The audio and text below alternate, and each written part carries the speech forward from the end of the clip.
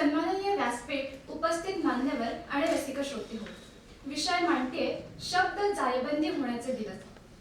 एकटेचा शब्द माझे सोबतीला सूर्य नाही, दाटले डोळ्यात अश्रू आसवांचा पूर नाही. मंडळी, संवाद हा माणसाच्या आयुष्याचा एक अविभाज्य भाग आहे आणि या संवादाचं उत्कृष्ट माध्यम म्हणजे भाषा होय आणि भाषेचा अविभाज्य घटक म्हणजे शब्द होय. या शब्दांची महती वर्णूक इतकी कमी आहे. शब्द हे खरे किमयागार आहेत. अगदी पुरातन काळापासून या शब्दांची महती चालत आलेली आहे. रामराज्यात प्राण जाय लेकिन वचन न जाय अशी प्राणप्रिय अशी शब्दांची भूमिका होती. तर भगवान श्रीकृष्णाचे पीडितांना आशेचा नवा किरण देणारे आणि सुखाने हुरळून न जाता जमिनीवर राहायचा संदेश देणारे ही वेळही निघून जाईल या वाक्याचे महत्त्व तर सर्वश्रुतच आहे. अहो, इतकेच कशाला तर अगदी अलीकडच्या काळातील लेखक कवींनीही आपल्या लेखनातून शब्दांची ही महती अगदी वर्णिलेली आहे.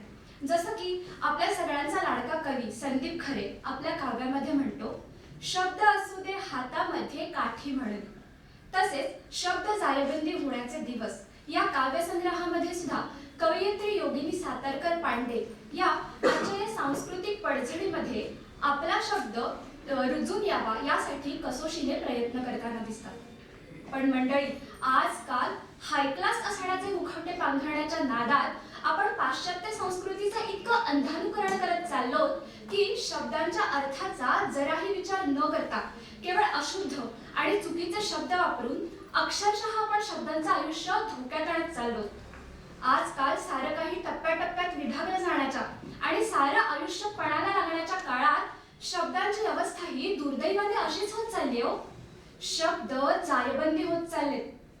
शब्द शब्द जपून ठेव बकुळीच्या फुलापरी असं म्हटलं जाणाऱ्या आपल्या या संस्कृतीत अर्थपूर्ण शब्दांचा निरर्थक वापर अशी शब्दांच्या जायबंदी अस्मितेची दुर्दैवी कथा होत चालली.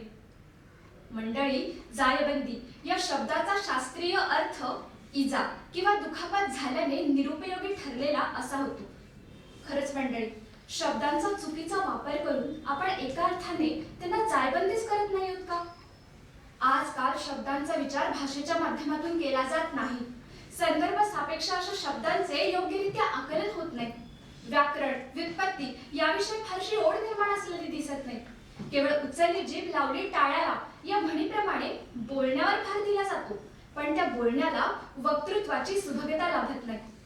एकाच कुटुंबातील सर्व व्यक्तींचे मागील काही वर्षातले बोलणे जर ध्वनिमुद्रित केले तर त्यांच्या वापरात येणाऱ्या शब्दांची संख्या ही मर्यादित असल्याचे कळते. इतकेच कशाला तर अगदी नेटका पेहराव करणारी, सुंदर दिसणारी, गोरी गोमटी, अगदी सुशिक्षित माणसे सुद्धा शब्दांच्या बाबतीत दरिद्री असू शकतात.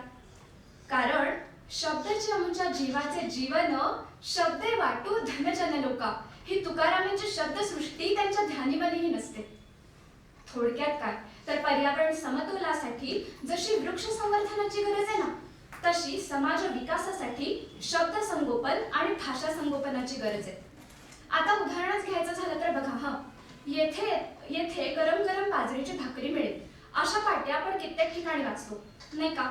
आता वरकरणी हे वाक्य अचूक वाटतं, पण नीट विचार केल्यावर कळतं हे वाक्य व्याकरणदृष्ट्या चुकीचं आहे. गरम बाजरीची भाकरी, भाकरी गरम की बाजरी गरम? मंडळी, गरम हे भाकरी या शब्दाचं विशेषण आहे, त्यामुळे ते भाकरी या शब्दासमोर लागलं पाहिजे, बाजरी या शब्दासमोर नाही. आणि म्हणून गरम बाजरीची भाकरी नव्हे तर बाजरीची गरम भाकरी हे विधान अचूक आहे. इतकेच कशाला तर शुद्ध गाईचे तूप, गाय शुद्ध की तूप शुद्ध? आणि म्हणून शुद्ध गाईचे तूप नाही तर गाईचे शुद्ध तूप हे विधान यथार्थ आहे. थोडक्यात काय तर आपण शब्दांच्या अर्थाचा विचार करत नाही आणि केवळ भापो म्हणजे भावना पोचण्यावरती भर देतो. मंडळी, खरं तर आपल्या मराठीची शब्दसृष्टी इतकी अचाट आहे की इथे प्रत्येक क्रियेसाठी, प्रत्येक कृतीसाठी चपखल बसणारा असा एक शब्द दिला आला. जसा की कोंबड्याचे आरवणे, कुत्र्याचे भुंकणे, वाघाची डरकाळी, सिंहाची गर्जना, झालंच तर पक्ष्यांची किलबिल, मुलांची बडबड, पाण्याची सळसळ, ढगांचा गडगडाट, विजांचा कडकडाट, बांगड्यांची किणकिण, घंटांची घणघण असे कितीतरी शब्द सांगता येतील. पण आपण काय करतो?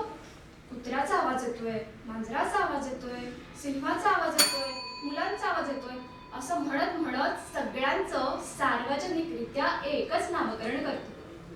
मंडळी, आपले नाव जर कोणी चुकीच्या पद्धतीने उच्चारलं तर आपल्याला किती यातना होती. तसंच शब्दांना जर कोणी चुकीच्या पद्धतीने उच्चारलं तर त्यांच्या मनालाही यातना होतच असतील ना. तेव्हा आपणही या सगळ्या गोष्टींचा सारासार विचार करूया. आणि कवयित्री योगिनी सातारकर आपल्या काव्यसंग्रहात जशा म्हणतात की आता झाडांनीच लिहायला हवं एक नवं अरण्य, पायाखालची जमीन आणि मातीतली मुळं हरवलेल्या माणसांसाठी, तसंच आपण हेही लक्षात ठेवूया आणि कवयित्रीच्या या धोरणात सहभागी होऊन आपला शब्द जायबंदी होण्यापासून वाचवूया. आणि जाता जाता तुकोबांचं एकच वचन लक्षात ठेवूया, शब्दांमध्ये झळकावी ज्ञान कर्म भक्ती, स्वानुभवातून जन्मावा प्रत्येक शब्द. शब्दांमुळे दंगल, शब्दांमुळे मंगल, शब्दांचे हे जंगल जागृत राहावे. जिभेवरी ताबा सर्व सुखदाता, पाणी वाणी नाणी नासू नये, पाणी वाणी नाणी नासू नये. धन्यवाद.